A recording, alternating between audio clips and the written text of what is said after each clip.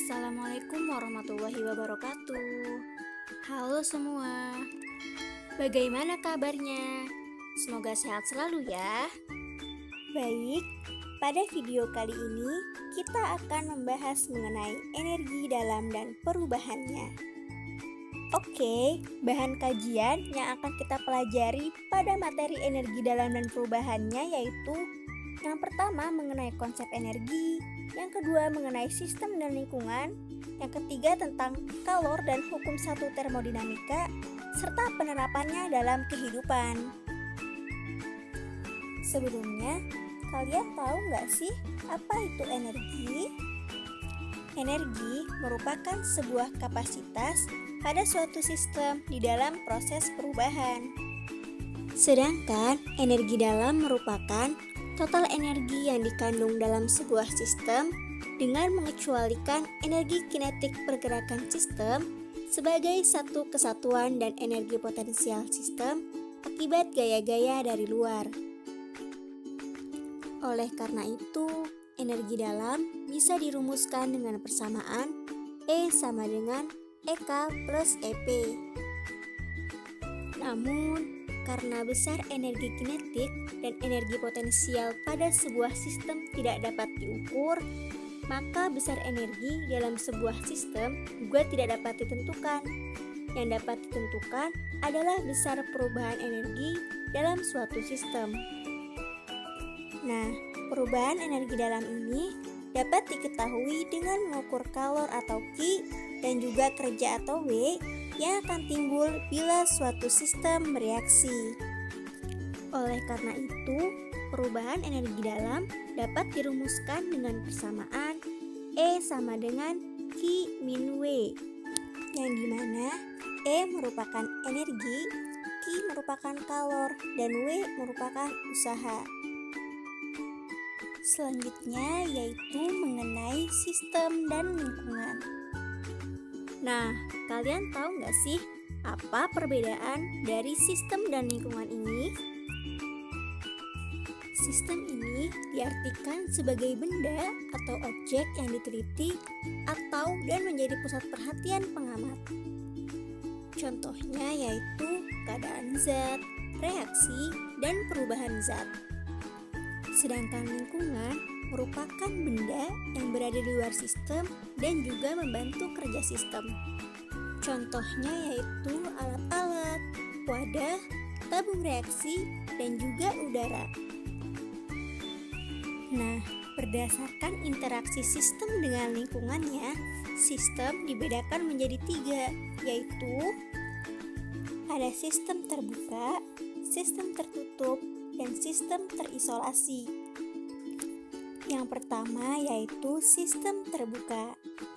Sistem terbuka terjadi jika terjadi pertukaran materi antara sistem dengan lingkungan. Misalnya, kopi panas dalam cangkir, uap air akan terlepas keluar cangkir dan debu dapat masuk ke dalam cangkir.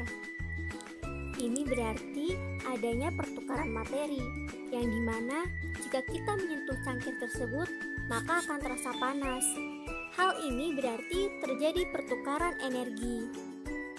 Yang kedua yaitu sistem tertutup. Sistem tertutup yaitu jika tidak terjadi pertukaran materi, namun pertukaran energi masih dapat terjadi antara sistem dengan lingkungan. Misalnya, kopi panas dalam gelas tertutup.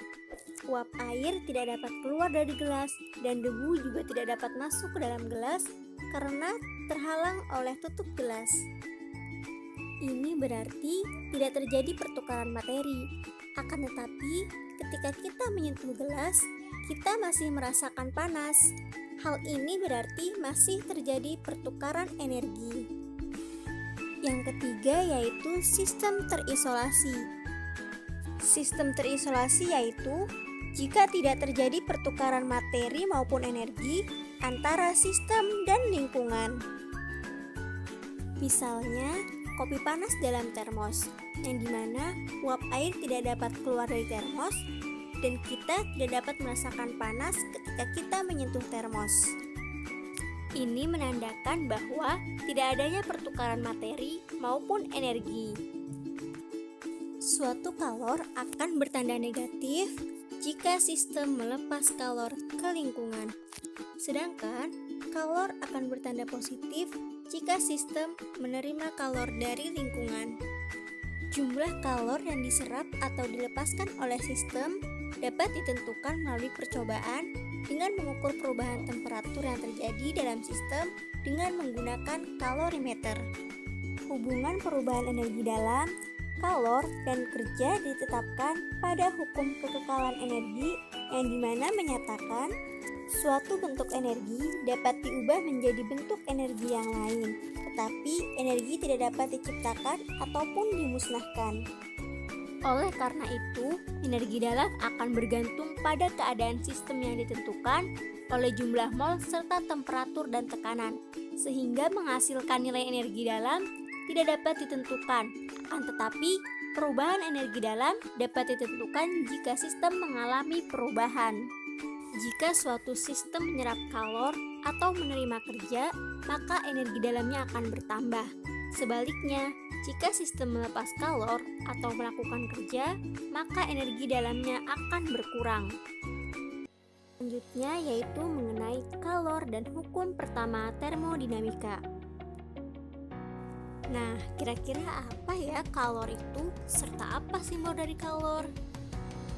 Kalor disebut juga dengan panas yang didefinisikan sebagai energi yang mengalir atau berpindah, atau bisa juga masuk atau keluar sistem karena adanya perbedaan temperatur.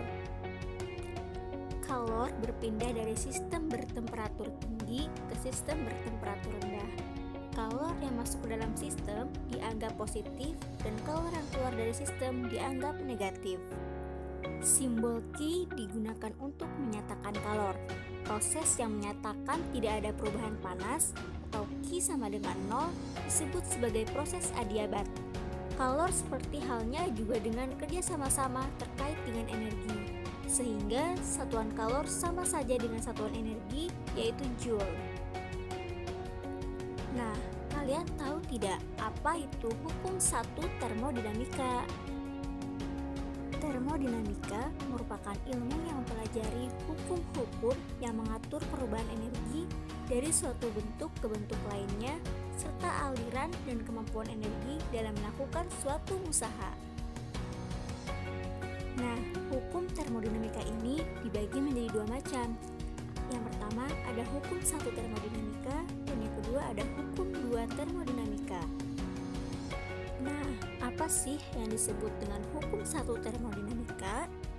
Bunyi hukum 1 termodinamika sendiri yaitu untuk setiap proses, apabila kalor atau Q diberikan kepada sistem dan sistem melakukan usaha atau W, maka akan terjadi perubahan energi dalam.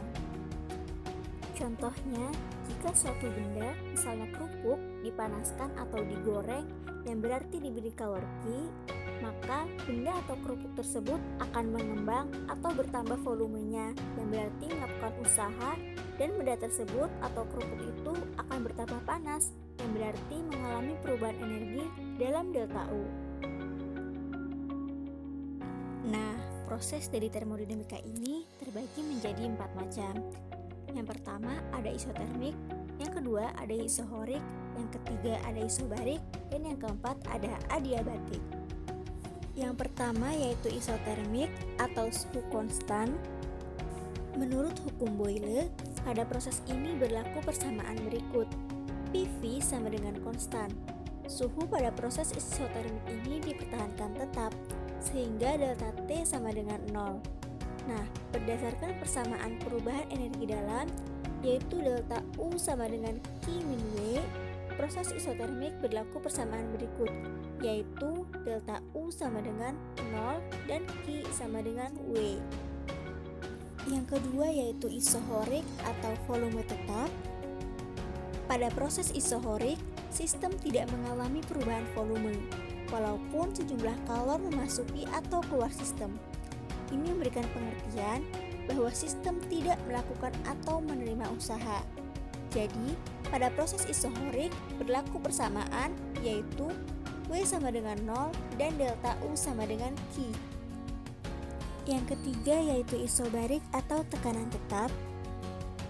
Pada proses isobarik berlaku persamaan, yaitu W sama dengan P kali A kali V. W sama dengan P dikali V2 min V1. Perubahan energi dalam sistem dinyatakan dengan persamaan berikut, yaitu delta U sama dengan Q min W.